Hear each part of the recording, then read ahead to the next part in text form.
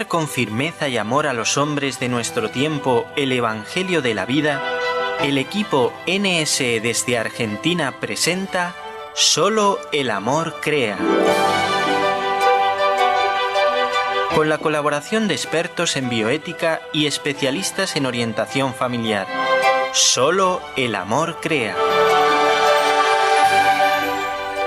Bienvenidos a Solo el amor crea, un programa dedicado a mostrar la belleza del Evangelio de la vida. Soy la hermana Alexandra del equipo NSE Argentina. Agradezco la participación en la parte técnica de Jorge Graña desde Alabama y a la hermana Ofelia Mesa desde los estudios de Buenos Aires, Argentina. Un saludo muy especial a todos los oyentes de Radio Católica Mundial y a los oyentes de NSE Internacional.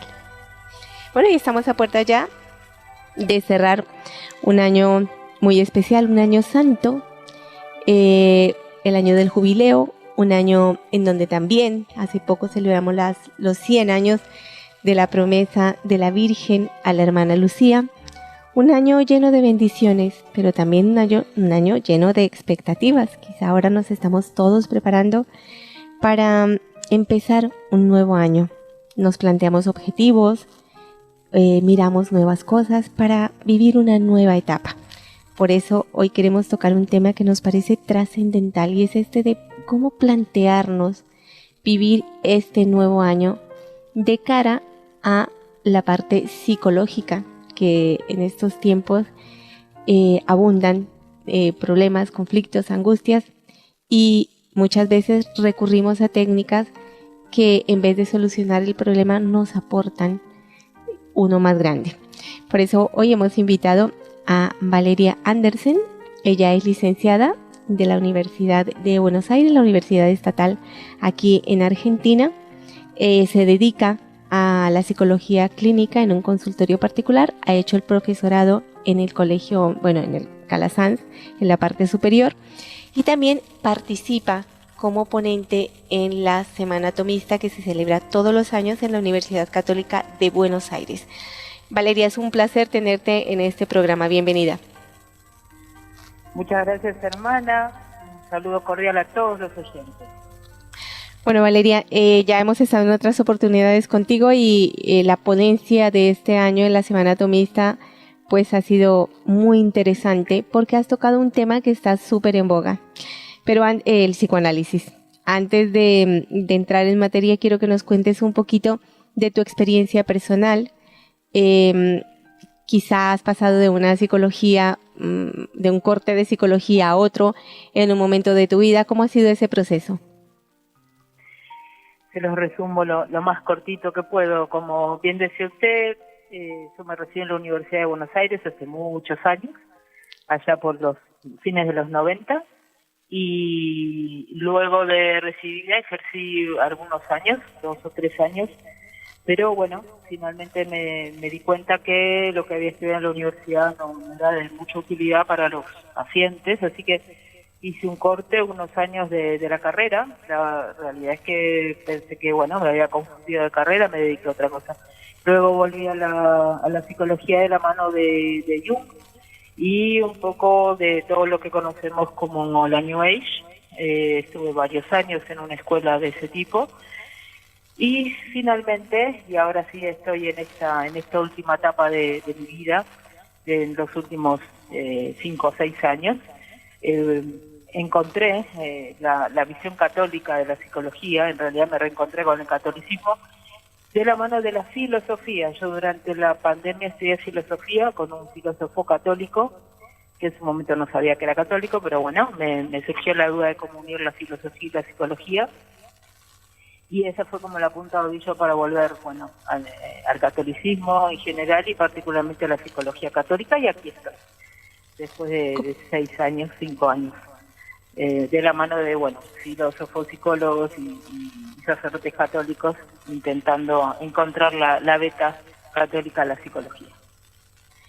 Pues es hermoso este camino y sobre todo ese momento de frustración, me imagino, ante toda la expectativa de querer hacer bien con una carrera y de golpe encontrarte con que no tiene respuestas, pero sin embargo pues ahí te encontraste con la verdad. Así que pues ojalá que muchas personas se pudieran plantear a veces también ese momento de crisis quizá para uno como que reconducir el camino y encontrarse con la maravilla de la verdad. A propósito de la ponencia que tuviste en la Semana Atomista, llama mucho la atención el tema del psicoanálisis.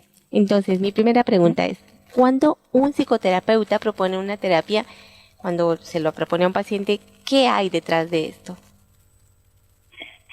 Yo lo comparo con una especie de obra de teatro. Una cosa es lo que uno ve en el escenario, lo que está en primera plana, y otra cosa es lo que es detrás de escena, para decirlo de alguna manera gráfica.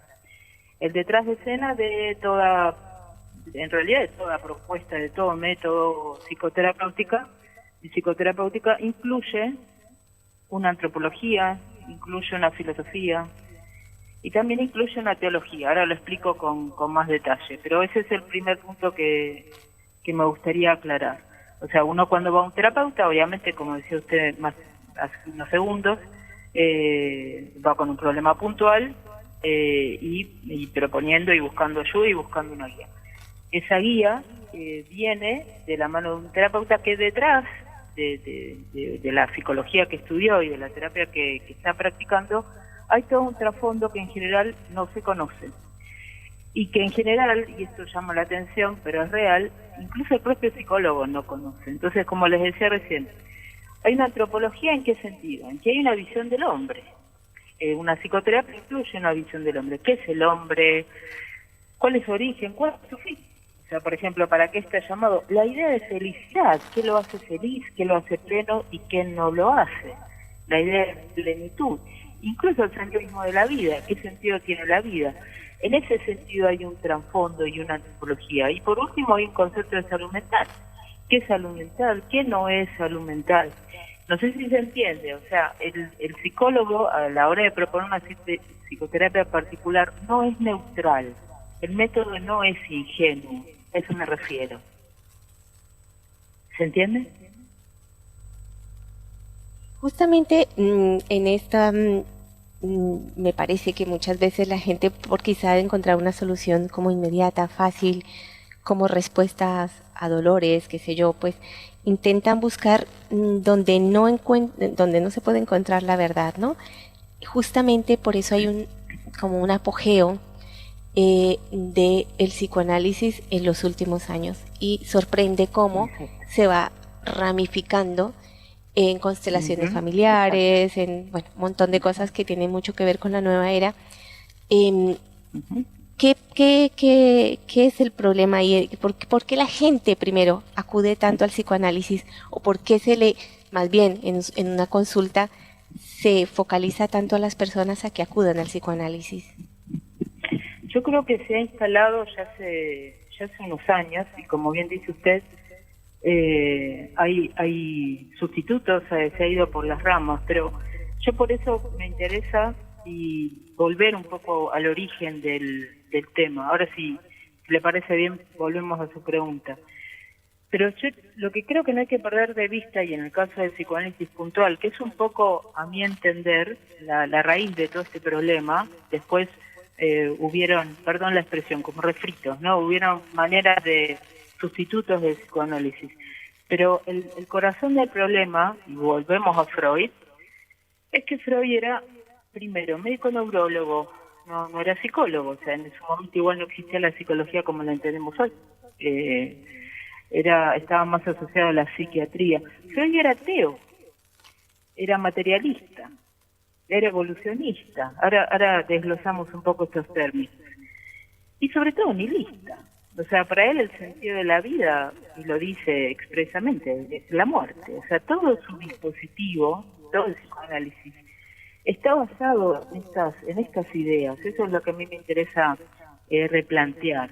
O sea, era materialista en el sentido de que más allá de lo que se ve, para él no existía nada más.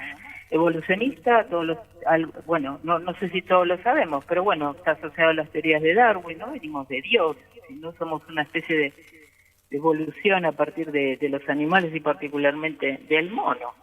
Era médico neurólogo, como les decía también, y piensen en algo, él no creía en el alma, si bien la psicología es el alma, es una de las definiciones, pero él no creía en el alma, menos en su salvación. Entonces, en ese sentido, Freud y todo, insisto, el dispositivo que él llama psicoanálisis, y a eso me gustaría arribar, está en la vereda de enfrente de lo que es una visión católica del hombre y del mundo.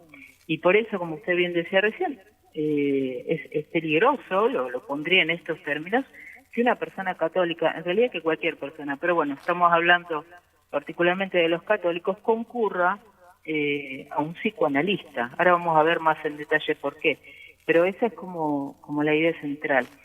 Y algo que me interesaría también recalcar, y me corta si me extiendo demasiado, es que Freud, y esto sí lo hace particular en su teoría y en su visión de la psicología, no solo se limita al ámbito de la psicología. Lo que él propone es toda una sabiduría de vida. Yo creo que por eso, y vuelvo a su pregunta de hace un minuto, pegó tanto y se engancha tanto la gente con esta propuesta, porque lo que él propone es una especie de visión y solución a todos los problemas de la vida. O sea, Freud no hay temas en los que no se haya metido. Se metió en temas de moral, se metió en temas de darle explicación al origen de no solamente de la psicosis, de las neurosis, etcétera, sino también de la filosofía y de la religión, que en ese sentido otras ramas de la psicología no osaron, salvo él y Jung, creo, no osaron meterse en ese tema. Y Freud lo hizo, se metió en todos los terrenos. Eso fue lo que hizo, y yo creo que por eso, y termino esta parte hasta aquí, se metió tanto en toda la cultura, no solamente en la parte de psicología, sino en todos los aspectos de la cultura. Así es. Por eso también San Juan Pablo II se profundizó tanto en su pontificado en el amor de Dios por el ser humano, ¿no? Y por eso las catequesis del amor humano, el amor divino para los hombres, ¿no? Ese ciclo de catequesis que hoy se conoce como la teología del cuerpo, porque justamente partíamos de una época en que estaban los que se llamaron maestros de la sospecha, ¿no? Nietzsche, Freud y Marx, Nietzsche y Freud. Sí. Metiéndose en absolutamente, como tú dices, ¿no? En todos los ámbitos de la vida moral, que de una manera podríamos decir atrevida, ¿no? Porque pues hay cosas que uno no domina, no maneja, y claro, ya como abordar temáticas y traducirlas a un lenguaje que no corresponde, al final terminan desconociendo lo que la antropología, lo que usted también comenta en la ponencia, la importancia de una antropología acertada para poder ayudar a los seres humanos, ¿no? Pero bueno, sí, Valeria, no. No, pensó una comprobación científica, ¿no? Cómo el psicoanálisis se ha insertado incluso en el lenguaje, que es un capítulo hasta para seguir investigando, en el lenguaje popular. Un ejemplo concreto, ¿no? No sé, yo estaba pensando, cuando un esposo se refiere a la esposa en concreto y en vez de llamarla por su nombre, se equivoca de nombre y la llama de otra manera. Un chiste incluso común, ¿no? ¿Cuál sería? Te traicionó lo inconsciente, por ejemplo.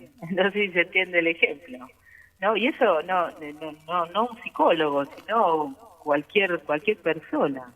O si alguien tiene algún problema, no sé, algún miedo irracional particular, ¿no? Lo que se llama una fobia. En general, aunque no sea psicólogo, la línea va por dónde, ¿no? Por decirlo, bueno, debes tener algún trauma de la infancia que no te permite. ¿Se entiende? Fíjense, sí. Una manera sencilla de darse cuenta cómo se ha instalado incluso en nuestro lenguaje, aunque no sepamos bien de qué se trata, pero ya es como lo primero que nos sale. Sí. Valeria, ¿existe el inconsciente? No. Buena pregunta, hermana. No, eso es uno de los grandes temas que también estaría bueno desarrollar. Yo solamente les comento algo sobre esto. Uno de los grandes pilares del psicoanálisis es justamente esto, lo inconsciente, ¿no? Ujú. Incluso aunque no sean psicólogos, muchos han escuchado o cuando se han ido a psicoterapia lo saben, ¿no? La importancia, dicen los psicoanalistas, de hacer consciente lo inconsciente, ¿no? Como que lo inconsciente es algo oculto, misterioso, algo que hay que descubrir, y que si la persona logra ponerlo sobre la mesa, ¿no? Sacarlo a la luz, va a mejorar o, entre comillas, se va a curar. Esta idea, insisto, está bastante incorporada. Sin embargo, desde una perspectiva católica de la psicología, decimos que no, que en realidad lo inconsciente no existe. Que sí existe algo que muchas veces no conocemos y que escapa a la conciencia, eso sí es real. Esto lo dice el padre Andereghe, ¿no? Él dice, en realidad lo inconsciente es un adjetivo, no es un sustantivo. Ujú. Lo que existe es la conciencia. Hay cuestiones que escapan a la conciencia. Eso sí existe y eso sí es real. Pero lo inconsciente como una especie de habitación separada, eso sí no existe. Y fíjense que es un concepto, no es menor esto que hablamos, porque es un concepto sobre el que se estructura todo el edificio del psicoanálisis. Sí. Y en realidad, para decirlo de una manera sencilla, es un invento de Freud. O sea, es un concepto que Freud imaginó, inventó, sobre eso diseñó todo un edificio que se llama psicoanálisis, pero si hablamos estrictamente, lo inconsciente no existe. Valeria, Así que ahora esa por sería. ejemplo, cuando una persona está bajo los efectos de una droga o bajo los efectos del alcohol, en ese estado hablamos de una persona que ha perdido que La conciencia. la Tal cual. conciencia, ¿verdad? Entonces, Exacto. Sí. una persona que bajo el influjo de una sustancia tóxica ha perdido la conciencia, pero no quiere Sí. decir que sea inconsciente. En cierta manera no. Lo que uno ve ahí es cómo toda es excelente la pregunta. Lo que uno puede observar ahí, en vivo e indirecto, es cómo actúan las pasiones, la parte instintiva, la parte más básica de la persona, sin un orden. Ujú. O sea, sin la conciencia. Ya. Ahí uno puede ver cómo actúa y es por eso que, volviendo al tema del psicoanálisis, o sea, ese es un modo extremo de ver lo que el psicoanálisis propone como una persona sana. Parece una paradoja esto lo que digo, pero que proponen ellos, que toda esa parte instintiva, pasional, desordenada, tiene que aflorar y salir a la luz, y así la persona se va a liberar. Cuando uno ve a una persona bajo los efectos de una droga, ¿lo ve libre? Yo preguntaría eso. Claro. ¿Se entiende? O sea, sí, ahí Sí, se sí. ve una parte, por supuesto, oscura y desordenada, cuando no está la conciencia. Eso sí, eso es así.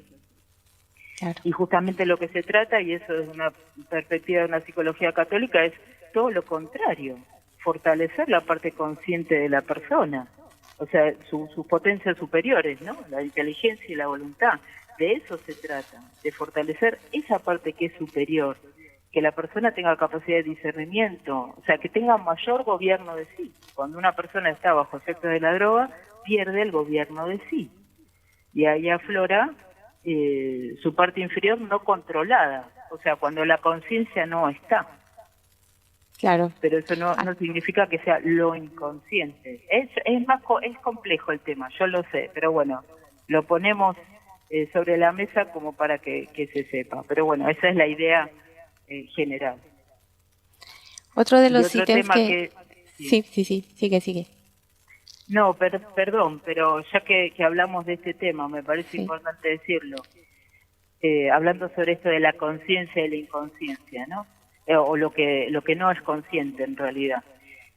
En el psicoanálisis en general, todo lo que esté asociado con lo consciente o la parte superior en el ser humano se la asocia con algo de por sí negativo. ¿En qué sentido? Que lo consciente es lo que, yo hablo en términos psicoanalíticos, ¿no? Lo consciente es lo que reprime, lo que es la autoridad que es justamente eso, ¿no? reprime a las pasiones, reprime que aflore esa parte instintiva que quiere salir, y se lo ve, como digo, como una manera negativa. Sin embargo, para nosotros es todo lo opuesto. La idea es que la persona pueda pensar y pensar con claridad, que sea consciente de sus acciones. Y eso es libertad, no al contrario. O sea, lo consciente no es que reprime al inconsciente, insisto con este tema, sino que lo ordena y lo eleva. Y ese es el punto, desde el punto de vista positivo, si se quiere, que nosotros intentamos reformular, porque vuelvo a lo mismo. Hace siglos que la idea opuesta está como de moda. Entonces, la idea del psicólogo católico hoy, creo, es uno de nuestros grandes desafíos, es ir por la parte positiva, ¿no? Reforcemos nuestra parte consciente, reforcemos nuestra inteligencia y nuestra voluntad. Eso nos hace humanos, y no lo opuesto. Así Me decía, perdón. Sí, no, muy bien. Es muy válida la aclaración y sobre todo que nos complementa, nos da luz. Porque llama mucho la atención de verdad, como está en la palestra pública, todos los tipos de psicoanálisis posibles con todas las derivaciones, y llama poderosamente la atención el que la gente acuda tanto. ¿Por qué? ¿Cuál es el anzuelo? ¿Por qué es tan llamativa esta técnica? Yo creo que, y acá vamos al segundo gran tema, que es el tema de volver al pasado, volver a la infancia, y, para decirlo de alguna manera sencilla, buscar responsables fuera, buscar culpables afuera. Yo creo que ese es uno de los grandes anzuelos. ¿Cuál es otra de las bases de todo el esquema psicoanalítico, aparte del tema esto de lo consciente y lo inconsciente? Pusieron los traumas de la infancia, ¿no? Ir al pasado. ¿E ir al pasado para qué? Que ese también es otro gran capítulo, si quiere le dedicamos un segundo, pero después. Volver al pasado en general, ¿para qué? Para buscar la causa de nuestro malestar. Y en general, y acá sí el psicoanalista es cómplice, porque sí, es la palabra, creo, cómplice, es como que guía, en el mal sentido, al paciente a buscar esto, causas de sus problemas, de sus traumas, de sus defectos.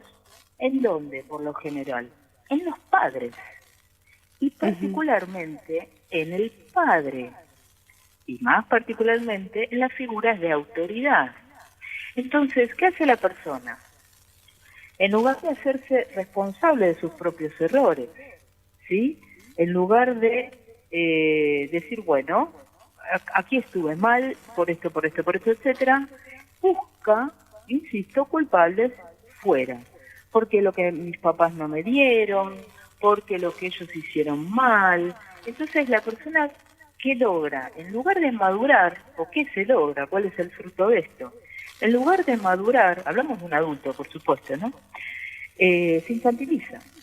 En lugar de, como los católicos intentamos hacer, o hacemos, honrar a los padres, ver lo bueno que ellos nos han dado, respetarlos, al contrario, ¿sí? Se les reprocha, en definitiva la persona se vuelve más resentida, pero se les reprocha sobre todo lo que no han hecho. Entonces, creo yo, es una hipótesis, pero uno de los anzuelos fundamentales es eso. Si la culpa la tiene el otro, no me hago responsable, no me hago cargo. Me acordé de una frase que hace muy poquitos días dijo el Papa León XIV. Si cada uno se hiciera responsable de sus propios errores, dijo, si no me equivoco, en una homilía, el mundo sería diferente. Bueno, esto creo que se lo podría aplicar a esto que estamos hablando, ¿no? De todas maneras, aquí, que también, digamos, una persona común, creo yo, nosotros como educadores y tú también que eres educadora, pues habrás comprobado que ciertamente muchos patrones que se han vivido a lo largo de la vida marcan la conducta de una persona. Entonces, por eso, bueno, cuando uno necesita hablar, y no solamente, también el padre Anderegger, recuerdo que con mucha seriedad y peso y también tristeza decía que a los directores espirituales, que eran los que antes, los sacerdotes formados, guiaban a las almas, que las almas son pues terreno tan sagrado, los tendré que reemplazar psicólogos católicos que tengan las cosas claras, ¿no? Porque cada vez la gente necesita más ser escuchada. Pero ciertamente hay patrones de conducta que sí se van marcando. Hoy vivimos en una sociedad en donde la familia, que es el sostén de todo el equilibrio de la persona, está rota. Y todo lo que nos rodea, sobre todo con los medios de comunicación social, pues apuntan a destruir la figura de autoridad. Entonces, mi pregunta va dirigida, no podemos separar que hay unos patrones de conducta muy negativos que afectan a las personas a lo largo de la vida, ¿no? Nada más pensemos en la separación de unos padres. Pues eso a un hijo ya le queda el dolor del abandono, o de haber visto sufrimiento en su casa o pasar necesidad, de lo que sea. Pues eso ya es una conducta que quizá pueda marcar algo para el futuro. ¿Cómo se maneja en la psicología de manera adecuada estos procesos? Nadie niega, dos cosas me gustaría aclarar en relación a esto de volver al pasado. Nadie niega que haya heridas de la infancia, por supuesto. Nadie niega que la infancia es el periodo de la vida de los más importantes. Como se suele decir popularmente, somos como esponjitas, ¿no? Es donde tenemos más receptividad a todo lo que nos rodea. Eso no lo niega nadie. Tampoco nadie niega que haya una manera lícita de volver al pasado, de revisar el propio pasado, con lo bueno y con lo malo. Ahora bien, el tema es desde qué visión se lo vive. Como decía recién, si uno solamente, y acá nosotros tenemos, ¿cómo decirlo?, ¿no? Esta gran ayuda que es la gracia de una visión sobrenatural de las cosas, que si no se la tiene, inevitablemente, como decíamos recién, uno queda en una postura de víctima, uno queda más bien resentido, y sobre todo resentido con los padres. Entonces, lo que quiero decir es que acá la clave es desde qué visión o de qué interpretación, para ponerle una palabra, uno ve eso que le pasó. Entonces, si uno tiene una visión sobrenatural, o una visión asociada más bien al perdón, ¿no?, o a las cruces que cada uno tiene, es una visión distinta, y eso es la gran ayuda para no quedar entrampado, insisto con esto, en el lugar de víctima. Bueno, ¿qué hago con esto que me sucedió? ¿Cómo interpreto esto que me sucedió desde una visión sobrenatural? Se entiende que es una postura totalmente diferente. E insisto con esto, ¿se entiende? Perfecto, y además a eso quería que lo aclararas, porque podría parecer un poco tirana la postura católica, ¿no? Y dice uno, bueno, es que yo no puedo desconocer lo que he vivido, y es verdad, pero sí podemos abordar lo vivido con realismo, ¿no? Con realismo y, claro, desde la fe que definitivamente es la que equilibra todos los procesos de la vida, porque si uno realmente se pone en manos de Dios, claro, esto dicho así suena quizá muy fácil, pero sí que invitamos a los oyentes a que hagan esa prueba, a que de verdad, con firmeza, con madurez cristiana, se apliquen, y entonces es como que todas esas ingredientes de la vida que en un momento parece que jugaron en contra, se ponen a favor, ¿no? Es como cuando el viento cambia de dirección y en vez de ser un obstáculo, es una ventaja. Y creo que es el gran hallazgo. Sí, ¿no? Perdón que le interrumpa. Es que la palabra clave, por supuesto, es fe, pero también realismo. De nuevo, yo, por ejemplo, ¿no? Yo por supuesto, cuando apenas me encuentro con un paciente, una de las primeras cosas que le pido es hacer una breve, entre comillas, recapitulación, una breve biografía, como para conocerlos más. Yo también, pero por supuesto. Ahora bien, aclaro siempre de entrada esto, porque los mismos pacientes están como, perdón la expresión, ¿no?, como educados o maleducados en eso de ver solo lo negativo. Entonces le pido específicamente, tener presente también lo positivo. Tener presente también tus experiencias buenas, tus buenos referentes. Quizá hubo un padre alcohólico, pero hubo un abuelo que no lo era, que tenía otra visión, que sí, del cual sí recibió un apoyo, por ejemplo. ¿Se entiende? Entonces hay que, en ese sentido, guiar a la persona para que vea, y esto yo lo asocio con el realismo, la película completa, el cuadro completo. ¿Se entiende? Y también Sí. aclaro algo de entrada, y en ese sentido también creo que lo podemos hacer a una visión realista de la vida. Esto es lo que viviste, pero esto no te constituye a tu 100%. ¿Qué hiciste con eso? ¿Qué haces con eso? ¿Y qué vas a hacer con eso que te sucedió? Y ahí uno ayuda, creo yo, y es una ayuda, pone el foco más bien en el presente y en el futuro. Y eso sí está más en nuestras manos. De nuevo, seguir hablando durante años y años y años, que en eso el psicoanálisis fue mutando, tuvo que ir mutando, porque ya se quedaba sin pacientes. O sea, hoy decirle a un paciente, mira, la terapia te va a llevar 25 años, ni la empiezas. Entonces, ¿qué es lo que sucedía antes? En eso sí fue cambiando, pero el germen está. El germen sigue. Entonces, bueno, de nuevo, ir al pasado, por supuesto, heridas en el pasado, por supuesto, nadie las niega. Pero vuelvo, el tema es qué hace uno con eso. ¿Se entiende? Claro, totalmente. Sí. No me puedo quitar una parte de mi vida, pero sí puedo verla con realismo, sí puedo verla desde la óptica de la fe, puedo aceptarla y siempre puedo amar. Creo que es la clave y lo que intentamos hacer a través de Solo el Amor Crea es siempre conducir las almas hacia esa capacidad inmensa que tiene el aprender a amar. Vamos a ir a una brevísima pausa y volvemos en un momento, Valeria. Gracias.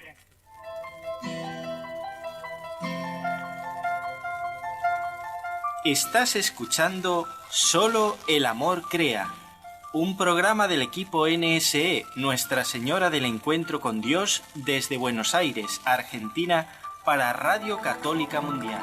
Tengo que andar con cuidado, piensa la mula, pues llevo sobre mí a María y al niño, aún no sé cómo es, más pronto nacerá, tengo que darme prisa y encontrar un lugar.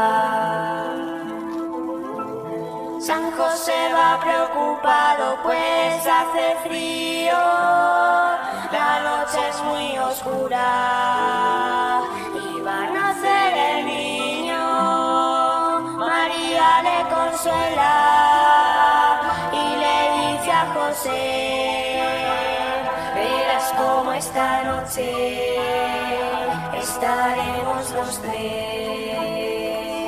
¡Qué suerte tengo! Piensa la mula, voy a correr, conozco un sitio donde quizás pueda nacer. Corred, pastores, y preparando aquel lugar, pedid ayuda, dentro de nada van a llegar.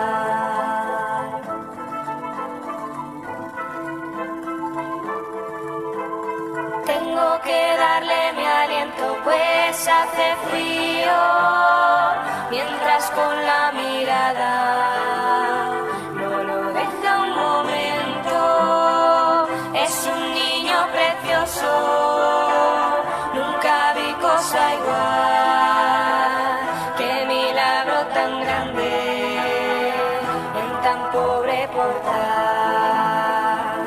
Qué suerte tengo, piensa la mula, voy a correr, conozco un sitio donde quizás pueda nacer. Corred, pastores, y preparando aquel lugar, pedid ayuda, dentro de nada van a llegar. Qué suerte tengo, piensa la mula, voy a correr, conozco un sitio donde quizás puedan hacer correr pastores y preparando aquel lugar, pedid ayuda, dentro de nada van a llegar.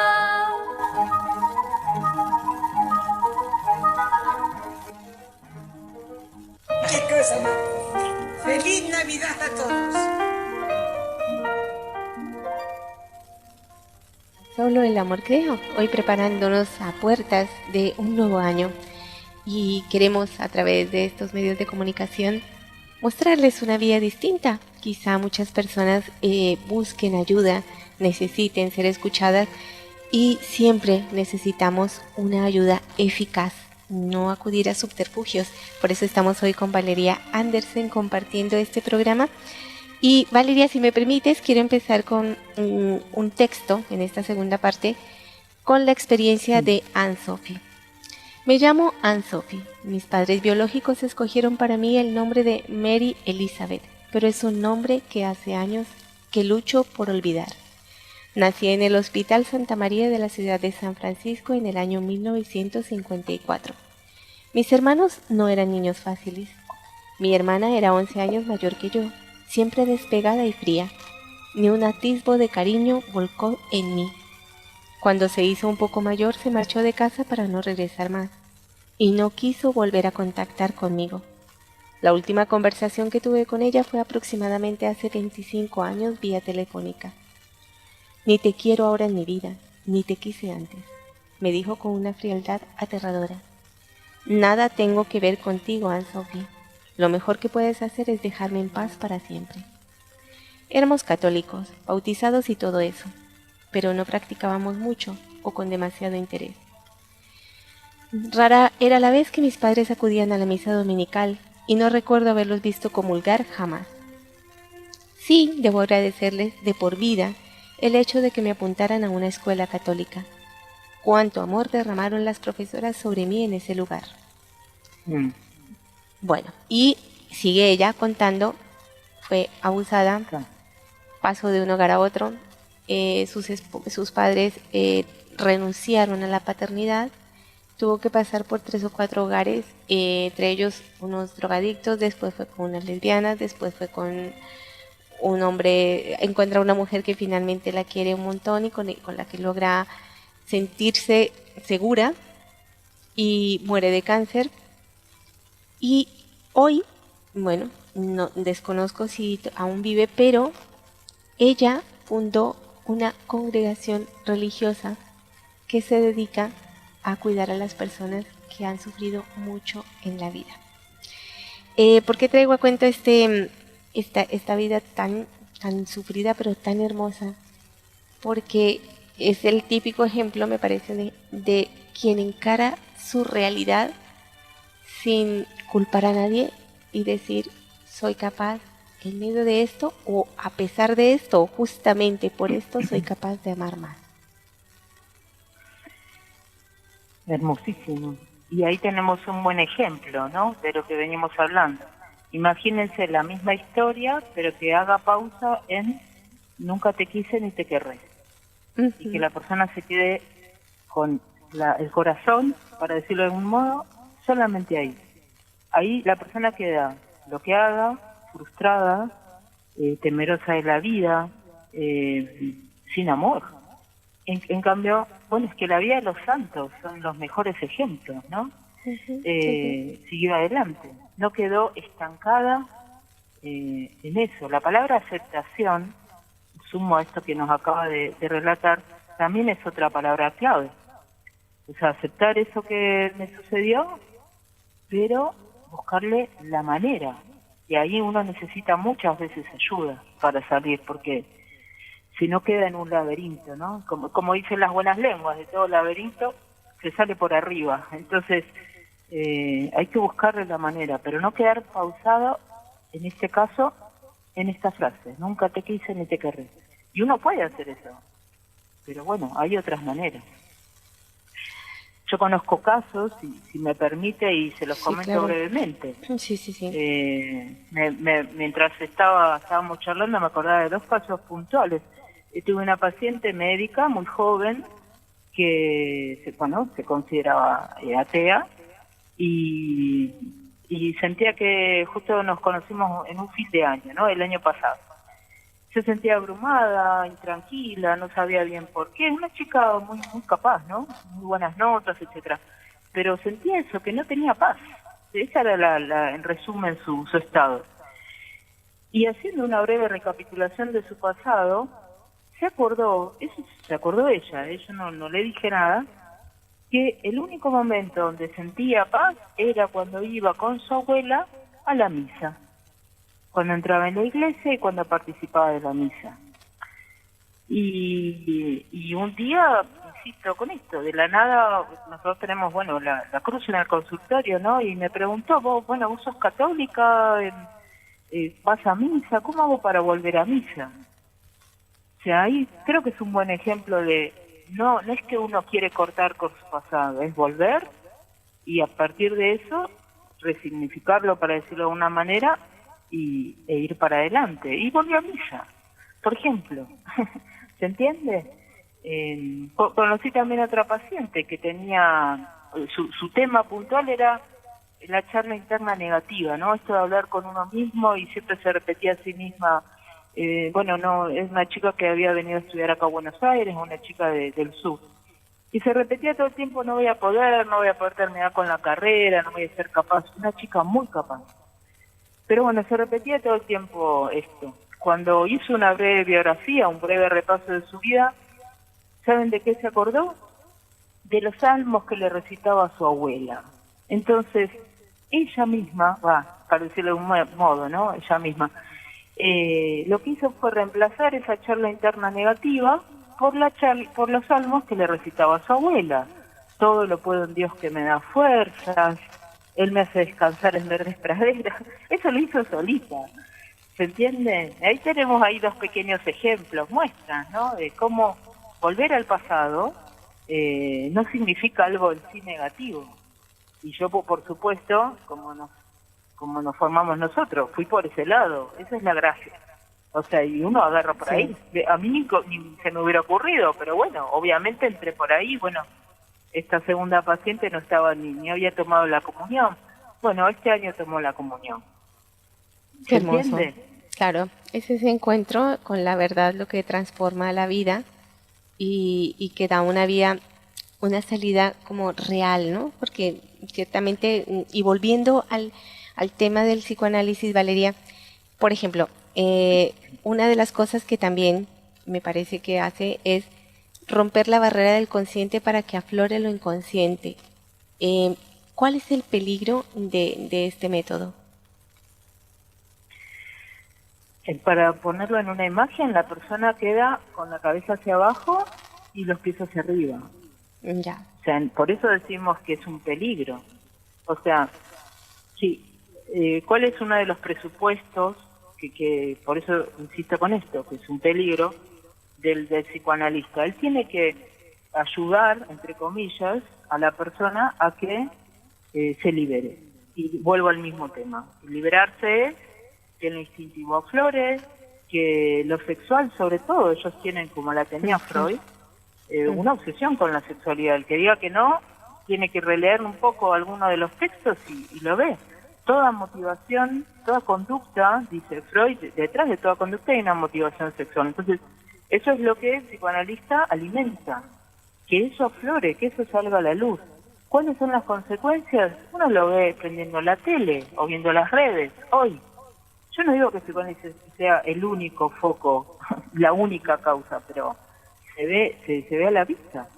O sea, que eso es lo que aflora, el de qué prioriza una sociedad, o qué asocia con la felicidad, que la persona sea, claro. Hay que hablarlo con todas letras, activa sexualmente, le dicen, y eso para ellos es síntoma de felicidad. Así la persona va a ser libre y feliz. ¿Se entiende? Las consecuencias están a la vista en el tipo de sociedad que vivimos hoy. Entonces, de nuevo, pasiones desordenadas, instintos, todas estas frases de que esto la New Age lo tomó, de bueno, sin filtro, decir lo que sientas, no le pongas barreras a eso que sentís, etcétera, es todo lo opuesto a lo que nosotros decimos, que no hablamos de reprimirlo, pero sí de ordenarlo. Uno no puede decir todo lo que siente o guiarse en la vida solamente por lo que le gusta, lo que no le gusta. Ese es el grave error. Pero, de nuevo, si uno va a un psicoanalista es lo que alimenta. Y todo lo que sea, hoy recién hablaban del amor, ¿no? Todo lo que a vos te haga feliz. De hecho, un psicoanalista no puede decirle que no a un paciente aunque vea que se está destruyendo, porque eso sería, de nuevo, como activar una autoridad, imponerse y reprimir el deseo de la persona. Fíjense la locura que genera. Claro, porque se derriba la autoridad, pero se promueve la esclavitud, ¿no? Y la esclavitud a todo lo malo, porque, bueno, a lo que realmente subyuga al hombre, que es dejar que todos los vicios pues afloren, ¿no? Exacto. Uno de los grandes temas asociados con esto, y esto es en general en toda la psicología, pero también particularmente en el psicoanálisis, el modo de vida que uno lleva, su parte moral, por ejemplo, está separado de que una persona se sienta bien o mal, ¿no? Eso para ellos van como por carriles separados, ¿no? Insisto, la vida que lleva una persona, si lleva pasiones desordenadas o viciosas, o llena de vicios, eso no está asociado con su salud psíquica. Desde nuestro punto de vista, por supuesto que está asociado, claro. Hay una frase que siempre repetimos de Rudolf Allers, ¿no? Que él dice, una vida que tiende a la santidad, eso es un terreno que está disociado de la neurosis. O sea, solo el neurótico, dice él, está alejado de la santidad. Entonces, literal dice esto: la salud anímica no puede alentar, esto dice él, más que sobre el terreno de una vida santa o una vida que tiende a la santidad. Hablar de santidad en el psicoanálisis es neurosis. Ellos lo asocian con una patología. El amor de un místico, el amor de San Juan de la Cruz, ellos lo asocian con una patología. Fíjense la locura. Entonces, si uno va, de nuevo, perdón que insista, como católico, y le habla en términos de santidad, de vidas de santos, de vida virtuosa, a un psicoanalista, ¿qué va a interpretar el psicoanalista? Esta persona tiene una neurosis grave, se tiene que liberar, está reprimida. ¿Se entiende? Sí, sí. No puede haber amor a los demás, no lo entienden en esos términos.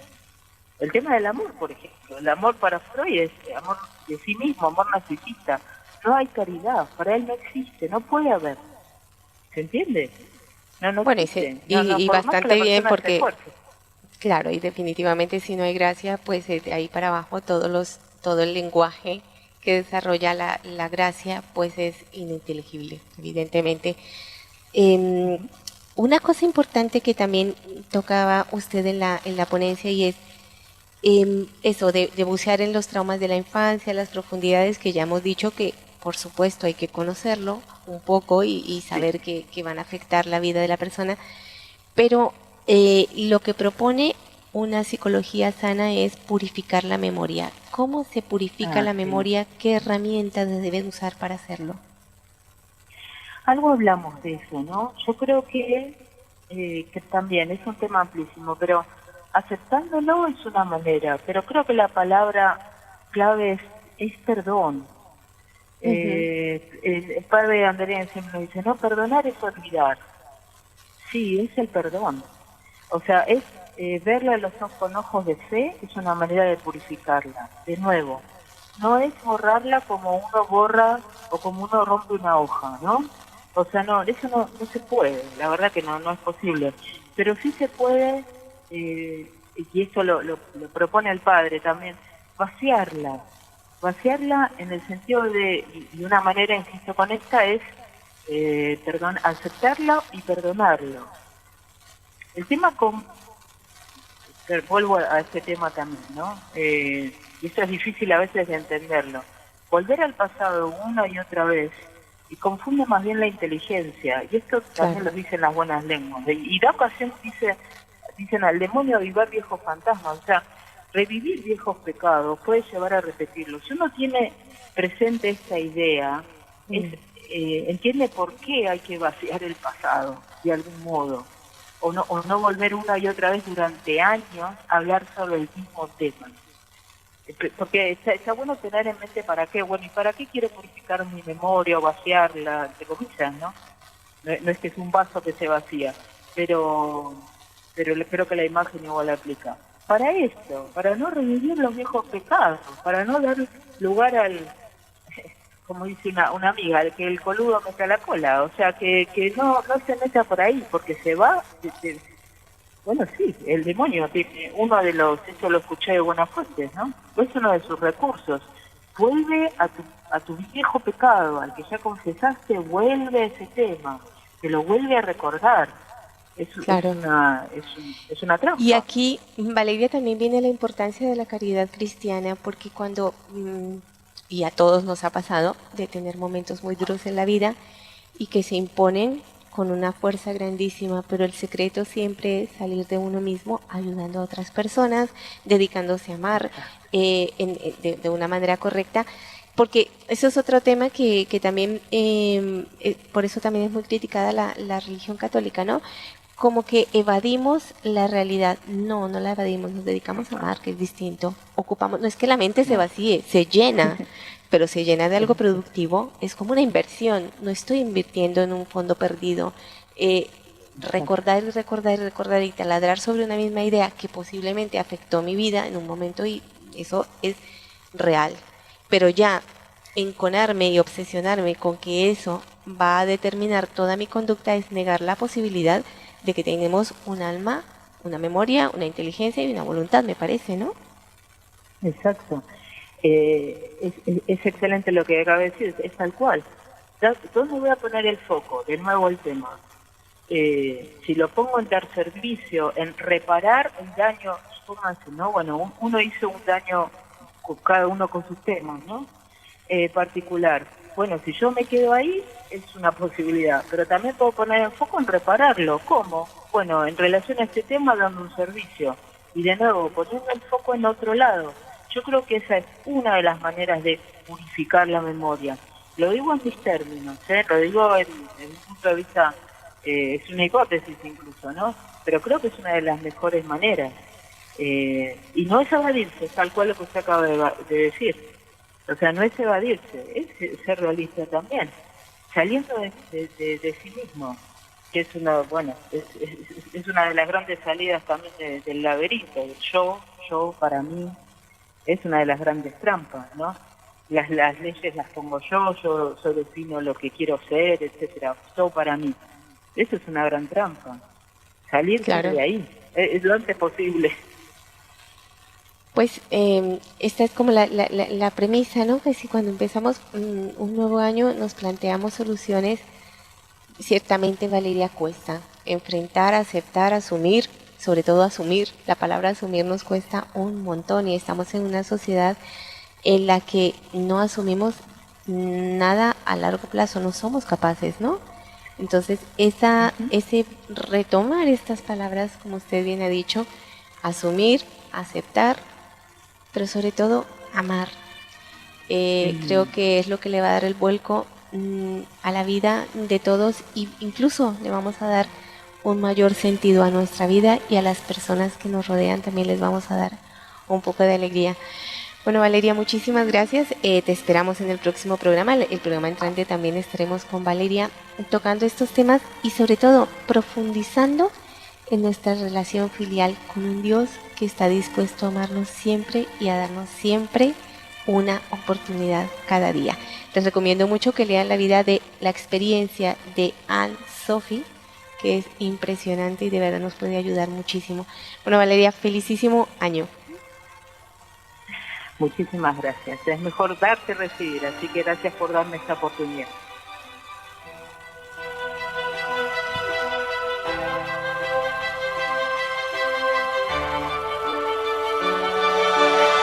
Para anunciar con firmeza y amor a los hombres de nuestro tiempo el Evangelio de la vida, el equipo NSE desde Argentina presentó Solo el amor crea.